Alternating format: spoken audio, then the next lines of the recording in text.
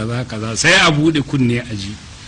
don ai ya kwace mana abubuwa duka abin da yake so yake yi imana ƙasar ta wace ai kuma incin kai gare mu kuma yanzu arziki muke so yara sun girma ga su nan ko ina su ne kowa ya gansu kowa ya gani hankulan yaran nan namu na yanzu ba na da bane yau su ne kuma sun ɗauka abinsu da hannu yaya kake so mana ai dole ka tashi kai ƙoƙari ko to shine muke so duka jama'a ku gane godiyar da muke yanzu na Allah da al'ummar namu yan ƙasa yara sun tashi maza da mata suna son ƙasansu suna so ƙasansu ya ci gaba da zaman duniya kamar kowa daga ko ina a ji sunan Nijar ga arziki ga wadata daga kwanciyar hankali ga menene kamar kowa su ma su ji daɗin haka mun yi shekara 50 an ba mu inci kamar incin kan namu shekara 50 in ka ba da incin kai ai kuma ka shafa ma mutum lafiya ko ba haka ba ne ga shekara 50 muna da incin kanmu malam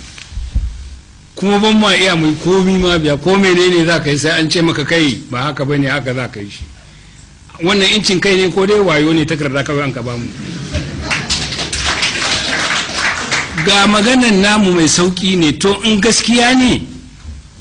abin da nike so zan yi a ƙasata ka yi naka ƙasalka in yi nawa a ƙasata al'umman ƙasana su ne suke da abin ni shugabanci an ka sa ni su suke da dabaran cewa a sa ko a fidda shi ne incin kai amma ba kamar yadda muke zaune yanzu zamanin wannan ta afirka zama ne wannan ga arzikinka ana fidda shi kowane safe sai abin da ka miƙa maka a'a ajewa za ka yi mu duba rabonka mu baka haka ake amma ba kai za ka ɗauka ka ba mu ba mu ya kamata mu cire mu baka naka to waɗannan abubuwa su ne kawai yanzu wannan kuwa abun lokaci ne wuce yake komin daɗewa wuce yake a ɗaure wando kawai kowane ne ya zo ƙasarmu ya zo mana da wani zancen banza za mu kore ka